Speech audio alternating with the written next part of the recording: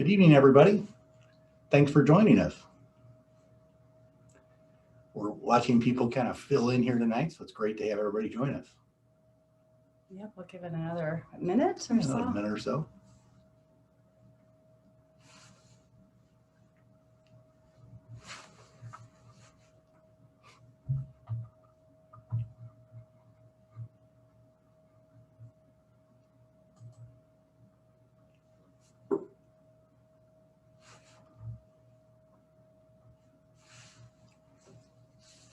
All right, you can go ahead and get started. Shall we get started? Why not? Yeah, let's go. All right, well, welcome everybody. I'm Sarah Bernard, and I'm here with Chris Chivetta, and we've been having this conversation for a few months now about the interest in getaways and second homes and how you plan for that on so many different levels, and we thought it'd be fun to do a webinar and answer questions and kind of start the conversation. Yeah, so it is kind of fun for us to put this together because Sarah, I consider her the second home salesperson of the year for everybody and the number of properties she sold. And our business has been focused on really what we consider development of campuses for institutions and corporate members. But in the last year with COVID, we've really been focused on doing specialty projects of doing master plans for country estates and legacy properties, you might say. So yeah, it's really interesting. I've been involved in second homes since 2008, first as an investor and then as a property manager and then a realtor. So it's something I'm intimately involved in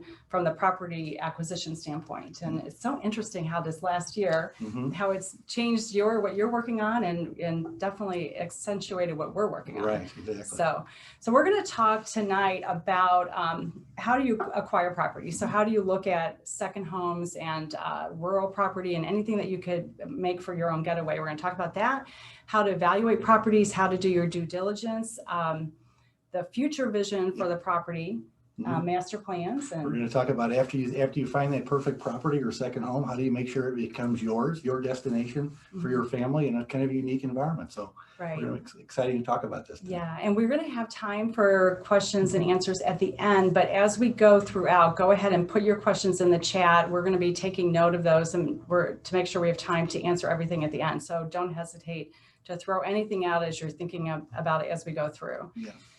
All right, so first let's talk a little bit about property acquisition. So what's really been interesting as you think about second homes and getaway homes, it's not anything new. If you look back really centuries, having a getaway home has always been something desirable for people and something that people want to achieve. We've seen a lot more focus on it in this last year during the pandemic because people are home more and they want to get away and travel was shut down and hotels were shut down. And there's been a lot more of an interest in just getting outside and having that land and open space. So we've seen, surveys that we did some research on showed a 36% increase in desire for more land and open space for second home buyers over the last year. And if you think about second homes can be in the city, they can be in areas that aren't necessarily rural. So this has been a huge change in the last year, and we're seeing it definitely in our business as well. People want more amenities in their second home. So amenities could be a golf course or tennis or pickleball or anything like that, but can also be creeks and lakes and things like that, opportunity to hike. So we're seeing more of an interest in those kinds of activities and amenities. And we're also seeing a 27% increase in a drivable location. Now, that's not necessarily, people have always wanted a drive-to location for their second homes. There are people that obviously will fly. We see people that want to go to locations where they might have a seasonal change for their getaway, but being able to drive to your getaway is something that we've seen even more of an increase. And if you think about the last year, plane travel shut down, this totally makes sense. So when you think about what you want in your own vacation home or your own rural property, think about, everyone has sort of that lifelong dream. You know, I want to live on a golf course or I want to live on the beach. So we encourage people to just kind of dream, start with all of those different places and things. And if you're young and you're thinking about that property that you might own for 20 or 30 years or 40 years, you know, what might that look like and how that might change over the lifetime, your lifetime of having kids and grandkids and that kind of thing. Recreation is a huge thing to consider. What do you like to do? Do you like to hunt? Do you like to fish? Do you like to hike? Do you like to swim?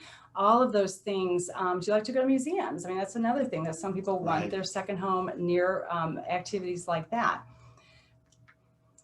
Investment, you know, obviously buying a second home or second property is potentially a great investment. And that's something that people have discovered a lot in this last year, is how can it produce income for you? So it might be that you farm the land, or you lease. There's government programs where you can lease your land out to farmers, and you can make revenue that way.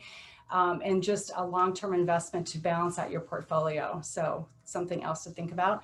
And then, of course, as we mentioned a minute ago, just a location change. So is that something that's important to you? Do you want to go to a cool area parts of the year? Do you want to go to a warm area? So it's just things to think about. Yep. You know, I just bought a beach property because I got really tired of the winter this year. So many St. Louisans went to southern Florida, right? South Florida. That's right. That's right. And that's not drivable, but, but it's one stop on the airplane. That's true.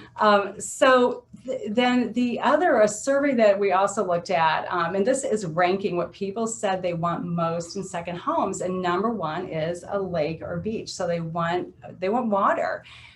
In some parts of the country, mountains are very important as well. Obviously not here in Missouri, but in some places that ranks very high. Some people, like we mentioned, want a city property still. That's still popular for a second home, or they want to be near a city. They want to be able to get to those kinds of restaurants and museums and shopping and that kind of thing. Country properties, equestrian properties, those are becoming even more popular. We're seeing that at least in our business for sure, and I know in your business as well. And then, of course, the golf course or a golf club of some sort is always a popular choice for a second home. So we think about the location, of course, just like any real estate, you're going to want your preferred area, how long it takes to get to the property, and also to the primary activities that you want to participate in. That's a huge thing. And because when you have a getaway home or vacation home, you want it to be a place that's convenient to get to. So consider how long you're willing to drive to get to your second home. Most people want less than a 4-hour drive, and some people way less than that. I mean, I know people who have second homes that are 30 minutes away from their primary home, and it still feels like a getaway. Do you want to be close to family? Do you want to be close to work? Some people can still get to their workplace from a second home. Work is changing, and being able to work from your second home is a huge opportunity. School, social events. If you have young kids and you're thinking about vacation homes, what are you going to do when there's school activities on the weekends? Do you want to be able to get to them still, or are you just going to say, you know, we're going to not do those things when we go to our vacation home? But just things to think about. What are the local amenities and services? Are there grocery stores? Are there restaurants? Are those important to you? Or do you want to just pack all your stuff and take it with you? So things to think about when you're considering where you want to have your vacation home. School district, always we talk about in real estate as being an important attribute. And even with vacation homes, sometimes that's still something to consider, especially if there's a possibility that you might take advantage of a school district for your own kids if they're young at that vacation home or that getaway. So, but even long-term investment value is impacted always by school district, of course. And then, of course, medical services. This is something that people don't think about enough, and then they get older, they retire, and they need medical services more often, and they need to be able to get to the doctor, to a hospital sometimes. So is there something within 30 minutes? Most places there are. We're seeing it more and more, but just something to consider. Or can the medical services get to you? And I know you're going to talk about that. We're going to talk about that. Yeah. Our clients have looked at that. Absolutely. So I looked at comps just in the last year, just to give everyone sort of a taste of what does it cost the acreage around St. Louis within this couple hour distance. And you can see it ranges from a low of 4,000 an acre in Washington County up to a high of 28,000 in St. Charles County. And that's all along the wine country, Highway 94, where the acreage is more desirable there. So this is just Gasconade is Herman is a popular destination, 5,000 an acre. If you're within a resort community like in Innsbruck, for instance, the cost per acre is going to be much higher because the infrastructure is already there, the amenities are there. So think about that. But this is for undeveloped land, typically, that is has often no buildings on it, no house, no farm. Sometimes it does, but often not, or it's tear down properties. So thinking about the timeline, right? So we usually recommend 6 to 9 months before you purchase to start thinking about meet with a realtor, or just even start dreaming. Look at, research different areas, drive to different locations and see what you like.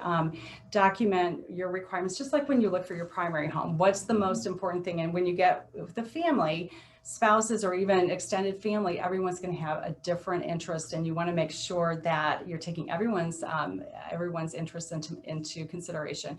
You can prepare a rating sheet. What's most important? What can we not live about? We've shown rural property before to families where not until they get on that ground do they realize how important it is to them to have a creek or some sort of water. So if that is the most important thing, don't waste your time looking at properties without that. You might as well, if that's number one, make sure you have that before you even go out. Sarah, how many properties does somebody look at before they make a second home purchase? Yeah, I typically 6 to 9, and just similar to primary home. And if you do your due diligence and rank and do exactly what we're talking about here, you won't need to be looking for months and months and months. Okay. So 6 to 9 is typically what I see. There's some people that take longer, but I think it's not because they're not finding the right property. They're just not ready to buy. Maybe they don't have their finances together or something like that. Okay. Once people know, sometimes it's 2 or 3, if they've really thought about what they want. So, Sure. Okay. yeah. Good. So, and then once you write a contract on the property, just like purchasing a home, you still have a due diligence period. You have an opportunity, if there are physical buildings on the property, to do inspections.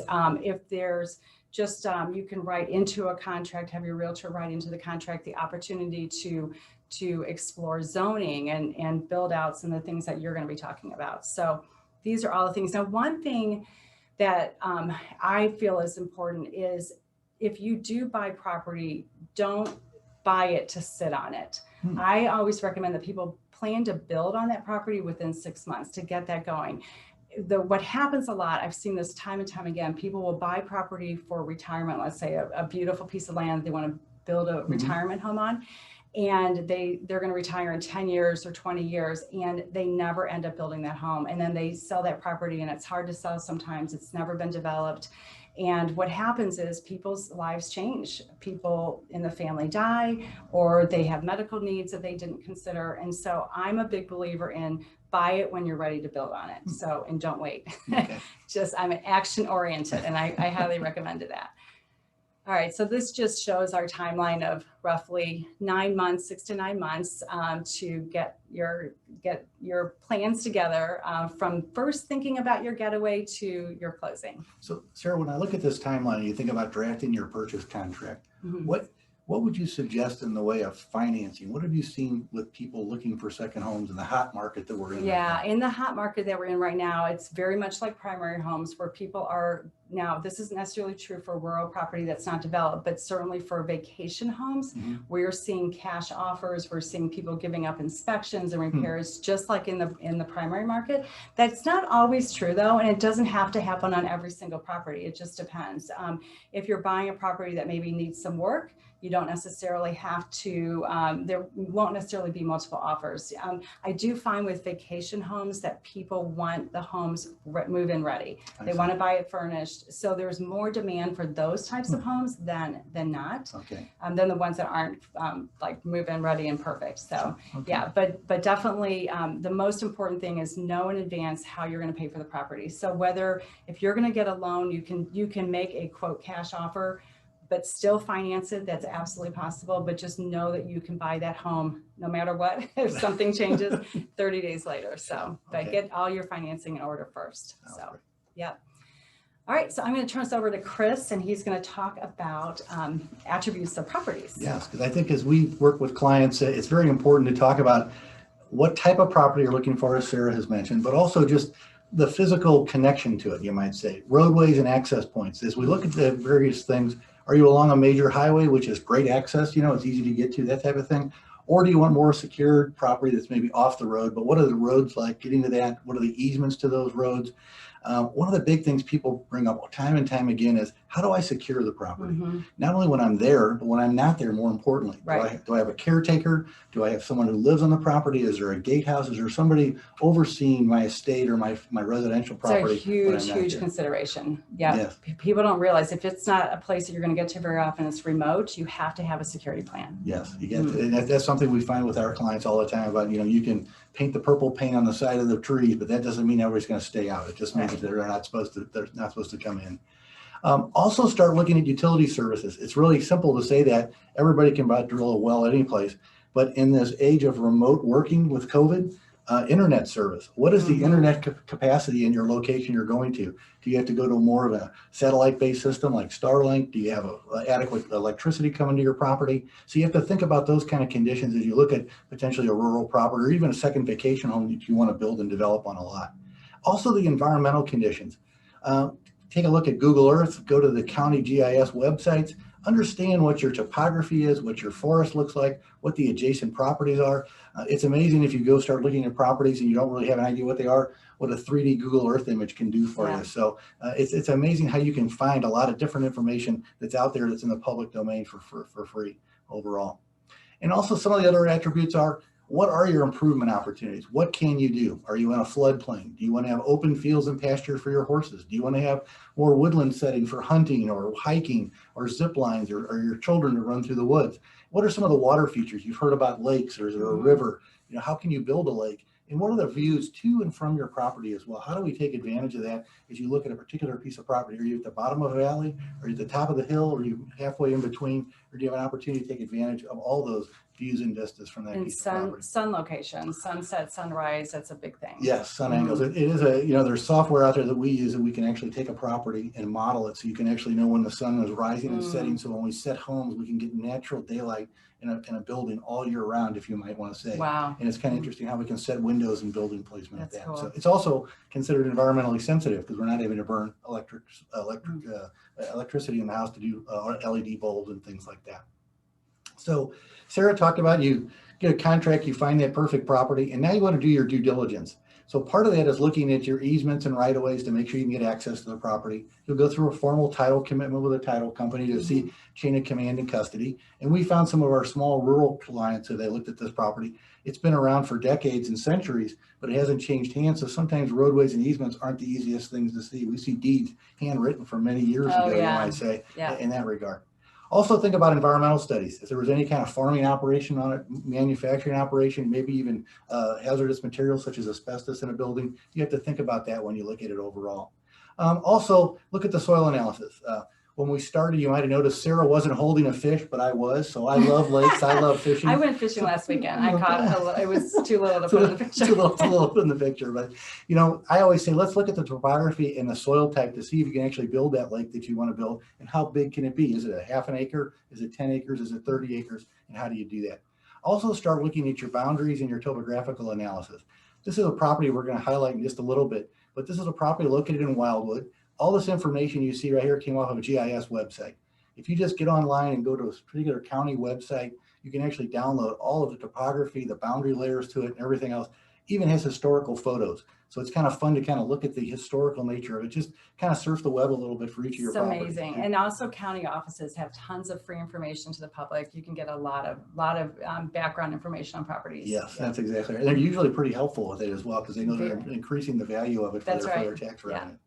So let's say you've got your property now, you've closed, you're all excited about it. So you're ready to kind of create this future vision, whether it's a second home or whether it's a piece of rural property or an estate. We always say that before you start down this road, let's think about what the vision is for the owners. We find it very helpful to interview both spouses, potentially, both partners, interview kids, grandkids to understand what they want to do, because you want to try to create a destination that people are all excited about, that they want to come back to time and time again. Keeping the destination fresh and new.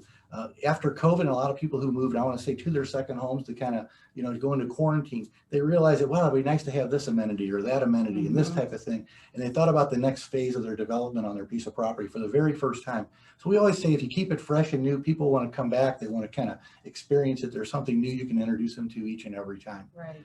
It also helps, I want to say, buyers to prioritize that vision and the need that they want to do. And you'll see shortly also how do you prioritize the capital cost in order to develop your ideal property going forward as well.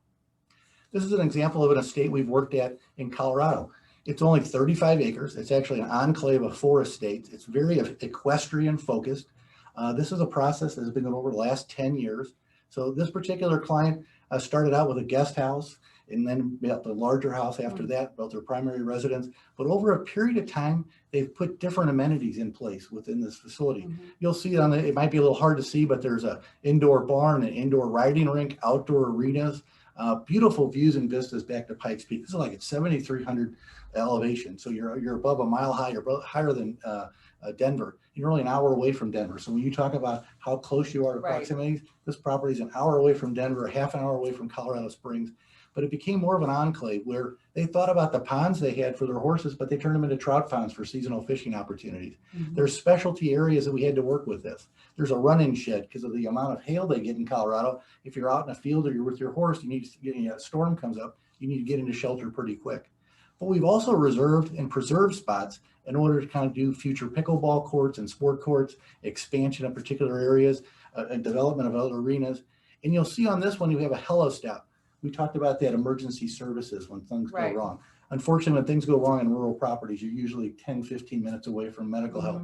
And so a lot of clients have been looking at how you create a hello stop that if you had to have an emergency air evacuation by like Lifeline or somebody like that, there's a designation for it right there so they can actually land. This hello stop actually serves all these property owners. So in case anybody had a medical emergency, they know exactly where to go to. Something to think about if you're in rural Missouri or Colorado or someplace else in the country. Yeah, in property like this, a family might develop it for generations. So they're thinking it's worth spending the money and the time to plan all these things and to develop it over the years. But you can also, this is 35 acres. You can have 5 acres, 10 acres, and you still need the same kind of planning. You may not have the what is it called? Helistop. Right. but you're still you don't have to do everything at once. You can build the guest house. I love that. Start small and build out. And build out from there. So it's just a way of kind of strategizing going forward with the overall state. So this is kind of more of a finished product after a 10-year time horizon of doing it. So let's say you have your perfect property. So let's talk about your master plan. I always say let's approach it from 3 different perspectives. The drone perspective at 1,000 feet flying overhead. Kind of what's the property look like? What's kind of the key land features and the land uses you want to do? Where you might place those future phases? Lakes can only go certain places. Maybe riding rinks can only go certain places. Maybe zip lines can only go certain places. So let's think about how we take advantage of those certain attributes of the site. Also, we start defining the capital requirements. Are we going to build a big home with multiple bedrooms? Are we going to build something small and quaint that's more designed for a couple or 2 to spend the weekend there? Or is it more of a second home that also becomes a rental property where you might want to have the larger groups to come in? Then at the 100-foot perspective, it's really the property kind of experience where the features are. When I drive up, does it look like an equestrian state? When I drive up, does it look like a hunting club? Does it look like a fishing ponds that are on the road? And we try to do facility placements so that you don't put something in the wrong spot. There's so many times we're called into projects where they say, here's our piece of property. We built our house and we want to do this. And you kind of walk around and go, oh, what's wrong? You got to go, wow, well, if the house was just 50 feet this way with a better sun, I go, yeah, we're other than better over there. We just didn't think about it. Talk about thinking about that with activity zones and what that realistic schedule is, like you said. Start thinking about when you're going to build and how fast you're going to build it out. Then the other one is 10-foot perspective. What is that first impression? When you drive up for the first time or your friends come up to your place, what's it look like? Is it nicely wooded? Does it have the fences for horses? Does it have the fields are open or the forest? And think about the environmental design of how you might actually work within the existing landscape features to kind of be very sensitive to that we're not just going to bulldoze everything down and flatten it out, but we're going to work with the contours. That's why people buy these properties, to get back to nature. So we don't want to disturb nature too much, but we want to place those facilities in it. And we keep hearing over and over again, how do we create spaces for our families to gather and our friends to gather? And how do we create experiences that are legacy in nature, that are so exciting that everybody says, we want to come back and do that. So Chris, doing a plan like this, if someone were to hire you guys to do this, what are we looking at in terms of timeline and how long does it take and cost to do a plan? We usually look at anywhere from about 4 to 8 weeks, depending upon the size of the property and what they want to do with it. The larger the property, the little longer time that we take a look at it. Most of the time we meet with both partners, talk to them extensively about what their wishes are. Like I said, interview maybe the kids and the grandkids as well. It's fun. Sometimes we give the grandkids white tablets and say, draw what you want to hear. And they'll draw a zip line or a big fish or a horse or something like that. It usually costs somewhere between $10,000 and $50,000, depending upon the size of the property, because it just depends on how much acreage we're looking at and how many things we're thinking about doing, in the overall development of the property. So it is a modest investment up front, but it kind of establishes all the requirements going forward. Right. So you have this complete vision of what the build out might be as you go forward. Right. Those plans, these things, the focus can develop over the years. So yes, that's correct. It's not you have to do it all at once. Here's another case study we did. This was the Baldwin Hunting Club up in St. Charles County, a very old legacy club. The membership has changed over the recent years. And so as the new members have come in, they've rethought about the property as not only just being a seasonal property for hunting in the fall, with duck hunting the primary purpose and deer hunting, but how can we turn it into a year-round amenity for all the members? The first option was first thought was, let's enhance the clubhouse so we can really use it year-round for our personal events, maybe corporate events, for corporate retreats, but also can we do other things that are exciting as well? Things like archery ranges and pistol ranges and rifle ranges, fishing ponds. In the wintertime, how about a skating pond? So you'll see that little blue thing that says renovated pond/skating rink there. We have a lot of members who were ex-hockey players and kids who were hockey players. So we're designing a pond in order to make sure they can actually play hockey on it in the wintertime. So after duck season is closed, they have a great place to play. We also kind of just looked at some other improvements to it. But as part of this process, we're not only enhancing the hunting opportunities, but we're enhancing the social activities out there and the year-round use of this property for all the members. But we also put together a very comprehensive budget for them. And we look at a multi-phase budget. So I would recommend that as you put together your capital plan, think about the first phase that you might want to do. The primary purpose with this client was really the clubhouse renovation and how we could enhance it. We're doing a seasonal fishing pond for them this year in order to kind of help with that. And you'll see at the very bottom of this spreadsheet is we have soft cost as well. Think about the other costs. You mentioned buying a completely furnished home, right? A second home. Right. Think about what furniture costs, what kind of fees you have to pay to local authorities, have a contingency for the unknowns to kind of create a capital budget overall. Yeah, and this is a commercial property, but the same idea and budget concept can be applied to a residential. Absolutely, and that's the most important thing. But what we've developed is a capital model for the next 5 years, or next 5 phases, really, for everybody to see what the expenditures are going to be, so everybody knows what they're getting into. I love it. So when you do your master plan, we already say you're going to put this vision on paper. So we're going to show you an example of a master plan we're currently finishing up. This was a comprehensive 5 to 20 year plan for a property in Wildwood. It sits at the top of the river bluff, and it creates a very unique and interesting perspective because the property itself has been utilized for over 40 years as a retreat center. And right now, the idea is how could you repurpose this as an estate? Think long-term about the property in general.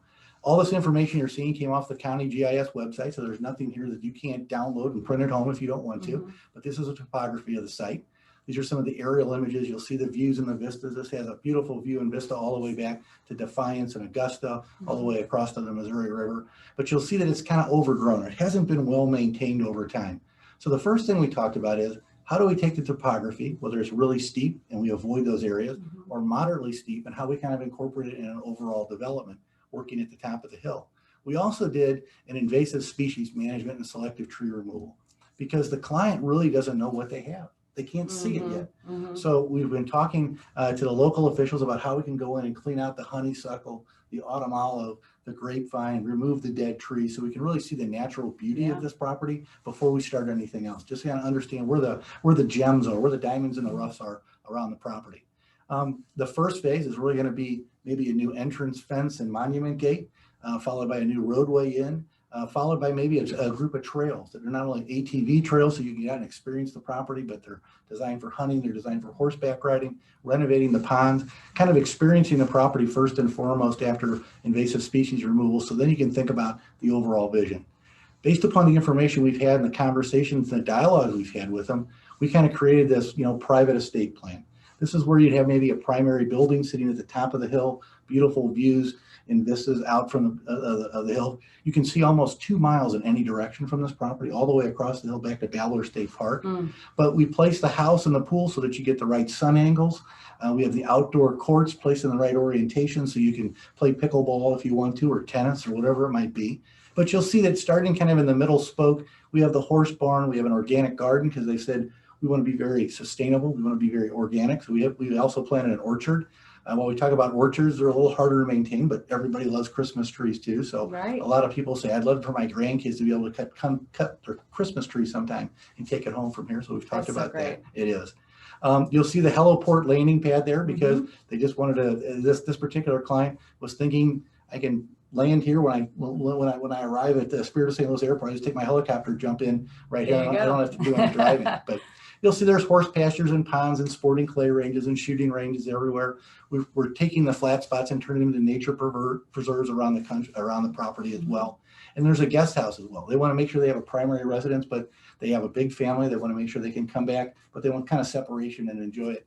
And there's a few golfers in the family, so we have a golf driving range down one of the open meadows. Something for everyone. And the total acreage here is? This is a very large estate property. This is 236 acres, so it's a very, very large estate. But we've worked on, like you said, much smaller second home estates where it's maybe 5 or 10 acres to up to 500 acres. So it's just kind of a fun piece of property to think about and dream. So, and we were working with them as they go through it, but they also said, well, this is kind of in Wildwood. So what happens if the kids don't want to stay in town? They move someplace else. You know, what's our strategy, our exit strategy? So we actually designed an exit strategy where this property can be subdivided maybe 10, 15, 20 years from now into other additional parcels so that the family could keep the main development on top of the hill where the main investment is, but then sell the remaining parcels to kind of get some of the investment back out of it as well. Right. So, and that's something that county by county can change the requirements on what you can parcel off, what the minimum requirement is in acreage. So something to consider in advance as well. It's very smart. Very much so. So that's it. So we kind of overlaid the planning and zoning on this site as well to see what it could accommodate. So it's a very exciting project, but you can see how we can start just from an initial concept drawing of an aerial topographic situation, how you go through that analysis, how do you develop those plans to go forward, and that type of thing. So it's been a fun process, and we found people have really enjoyed it because they've never thought about their property this way. And it's the little things, clubhouses and tree houses for grandchildren, fishing access for kids. Zero entry beaches like you see at all the water parks, you know, parents like, we don't want them jumping off the dock. We want them to walk into the lake and, you know, how do we make it a firm bottom and that type of thing. So, and all that stuff is creatable. Exactly right. It's all creatable. It's really kind of fun. So Sarah, you want to finish this out for now? All right. Absolutely. So key takeaways from tonight, and we still have time for questions and answers, of course. When you think about your getaway home, your vacation home, what's your lifelong dream? And don't let this time get away, because everybody has opportunity to have a second home. That's one thing I've learned in my real estate career is there is something for everyone. You do not have to be a multimillionaire to have a second home. So definitely consider lifelong dreams. Consider it as a way to diversify your portfolio to financially. It's a really smart thing to do. An investment for your family and developing a legacy for years to come. I love the idea of developing these properties for generations to enjoy. How wonderful to leave that behind. So those are the key takeaways from tonight. We're here to answer questions now, in the future, all of that. So we did get a couple questions in advance and that we can address right now. One is the idea of the 1031 exchange, because that's something that comes up. I've seen it come up a lot more in the last couple of years. And what is it? What does that mean? So 1031 exchange is basically if you already have an investment property and you want to buy another one and you want to sell one, you're going to have capital gains most likely, especially if you've owned it for a long time. So you can avoid the taxes, which are typically in the 25% range on federal and state taxes on capital gains, by rolling that into the next property. So there's a couple of things to think about. You have to find a like property in 45 days usually, and you have to close on it within 6 months. So a couple of things to think about. You have to plan for that, but it's definitely a great way to continue to build your investment portfolio using a 1031 exchange. Another question we got is about just this hot vacation home market. Is that going to continue? And, you know, the way I look at it is my first vacation home I purchased in 2008, and it was strictly an investment. Actually, purchased one prior to that it was my own vacation home. And then, so that was several years before, 2008, an investment property. And these properties have never gone down in value, and I don't see that changing. I see the market being as hot as it is right now for a couple of reasons. The rates being as low as they are, that it looks like it's going to continue for at least another year from what I'm hearing. That's, you know, could change anytime, but it looks like it's going to. And then also this idea that we talked at the beginning of the webinar about with getting rental income Yes. from your second homes. And as long as people can do that, I think it's going to continue to be hot. Now, from a buyer perspective, that doesn't mean you can't buy a property and get a decent deal. But also with rates as low as they are, you can oftentimes find that you can spend a little bit more because your monthly payment may not be actually going up with the rates so low. So I think it's going to continue to be a strong market and it's good for sellers, but it's also good for buyers. You can feel good about your investment. Sure. We'd like to remind everybody, if you have a particular question for us, we're kind of going through the ones that were sent in before the webinar started, but just use the chat box below, type your question in there, and we'll try to answer them as many as we can as we go along. Sarah, could you also explain, I mean, people are buying a lot of second homes because it is a diversity of their portfolio and they're going into the rental market a lot.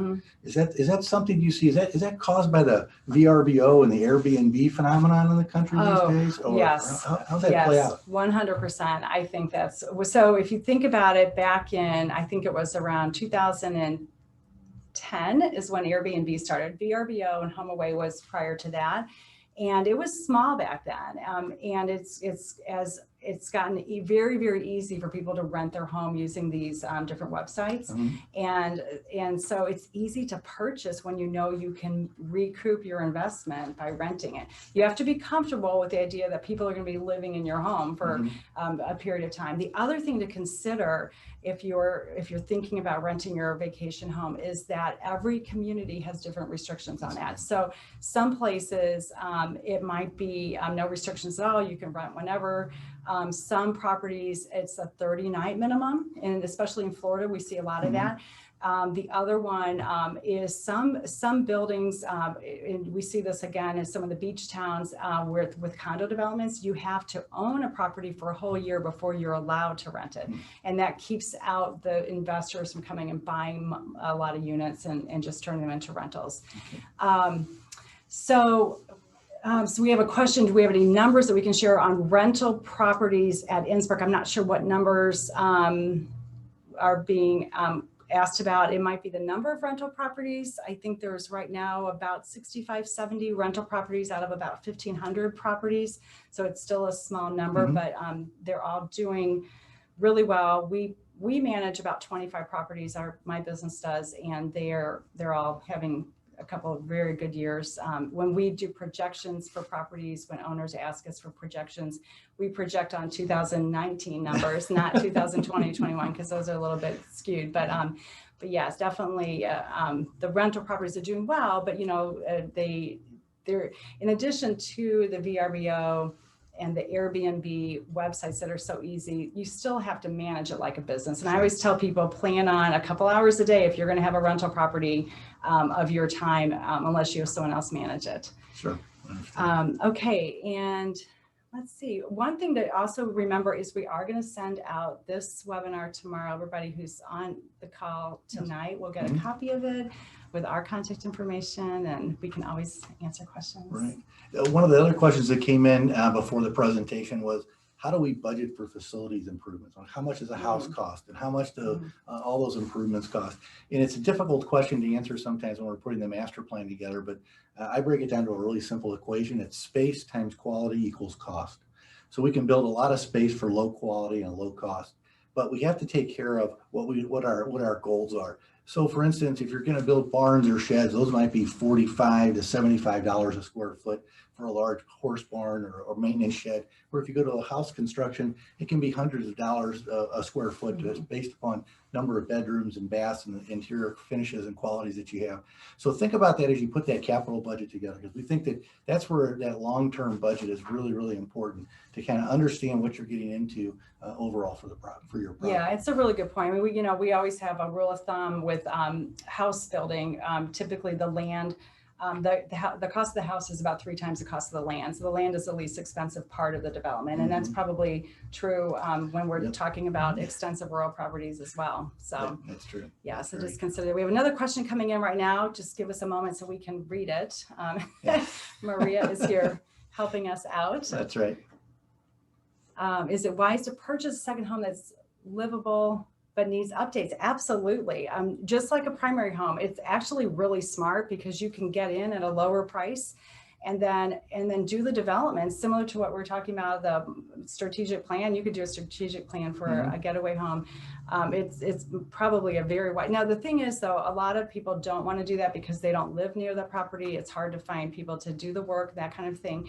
I know when people work, we always provide resources. There's always contractors available, but you have to be comfortable doing work. Maybe you're not right there at a property. You might even be several states away. How does that, let's see, I don't know if I understand this question. I guess, how does that property look on VRBO compared to other properties if it's not quite updated? Is there a relative value? Oh, gotcha. Okay, yeah. An updated facility versus one that maybe needs a little So here's so I have a lot of experience working with vacation rentals and vacation renters, and the nicer the property, the higher you can get per night. And it's just like a hotel, and you have to think of it like a hotel. You can't have you can't leave your food, your shoes, or anything behind. And people have to have that first class experience in order to want to come back, and in order for you to generate the most money. Now, there's always going to be a market for the lower end properties, of course. There's always that market. But typically what we find is people expect a first class experience like they're going to a hotel. Okay. Will you get much?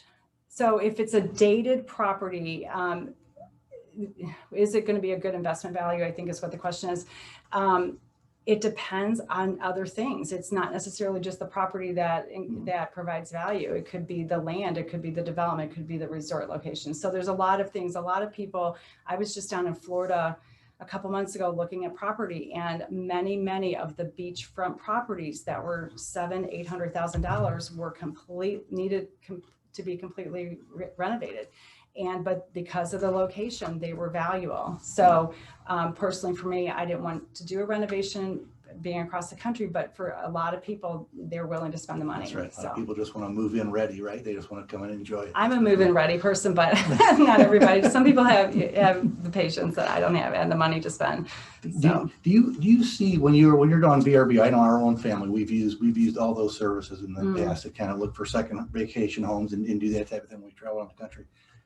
If you were going to do this someplace, would you recommend a minimum night stay? Is there usually a Thursday to a Sunday or something that's more advantageous pricing wise, the extra night? If you were going to rent your own home? Yes. So it just depends. I think if you're managing yourself, I would do 3-4 night minimum, just because it's going to make it easier on you. If you allow people to stay for 1 night or 2 nights, you're going to have a lot of turns. Sure. That's a lot of housekeeping. It's a lot of just managing renters, because it's like having guests in your home that you don't know. It's difficult sometimes. Sure. So you can do, I have a property in Florida that's a 30-night minimum, which is really awesome because I don't have to worry about lots of turns. So sure, I understand.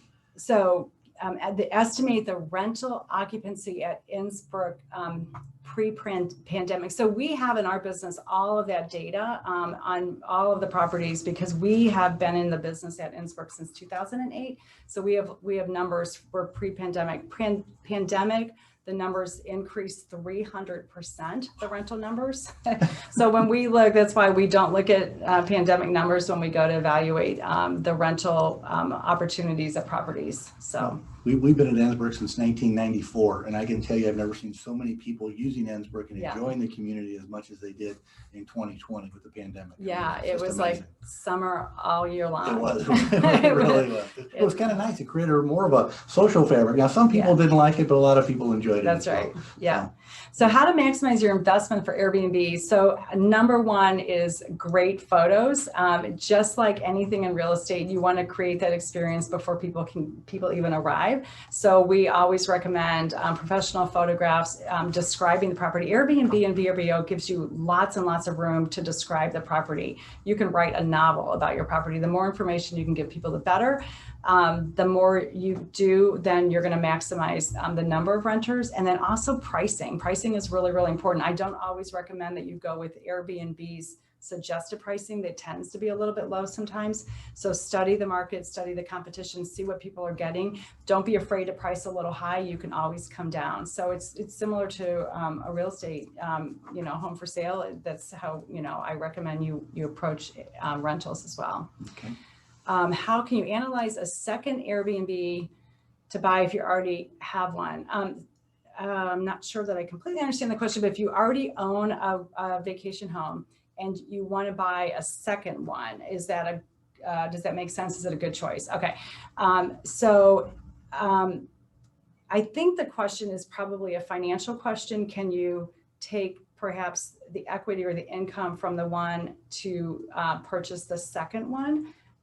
I'm not sure if I completely understand. I think that's what, so absolutely. And it's just a conversation with a realtor and a lender, with your financial planner, to talk about how to plan the financing for that second one. Absolutely, you can, once you start investing in real estate, whether it's vacation homes, multifamily buildings, single family homes, it will take on a life of its own in a really good way. And so if you're careful with your plans, you can take the equity or income from one to help finance the next one for sure. Okay. You can do cash out refinance. There's lots of different ways and to purchase the second one. You mentioned professional photography before. I know that we've looked at properties like that have some really interesting three-dimensional models you can walk through if you're looking at Airbnb. Is there a value in that, of a property owner investing in that, for people to literally walk through a property? It's not as typical, so I don't think it's something that you have to invest in. If I saw it at 90% of properties, I would say absolutely, but it's still pretty rare. Okay. Sometimes what some Airbnb owners do is they'll actually FaceTime potential renters if you have the capability to do that, and walk them through it themselves, and you get to know your renters. Okay. But I don't think you have to invest. It's very expensive to do those kind of virtual walkthroughs. Okay. All right. Even for realtors, I mean, it's expensive for us to do that. Sure. Okay, so how can you figure the price of property rent ratios? Okay, so I think the question is, how do you determine rental rates to charge on your property if you're going to rent it out? And there's so much great data out there. There's a good website called AirDNA, and you can go buy a subscription, and it will actually do the analysis for you on what the rent might be. There's also, with seasonality with rent, days of the week, fluctuating rents. There's also pricing software it's similar to hotels, where based on supply and demand, it can adjust your pricing. So there's a lot of different systems out there and tools to do this, or you can hire a property manager who can do it for you. A lot of data and a lot of analytics behind that, right? About what the supply. Yeah, absolutely. Sure. So. Okay. Florida versus Innsbruck versus New York, Airbnb. So, every market is so different. I will say from my own experience, I have property at Innsbruck. We manage properties in Innsbruck. I have a property in Florida. The rates that we can get at Innsbruck are higher than any market I've seen. So I think Innsbruck is unique in that it's in Missouri. There aren't a lot of drivable getaways nearby. If you think about Florida, if you think about New York, even, there is a lot more supply there than we have here, and so your rates are going to be lower.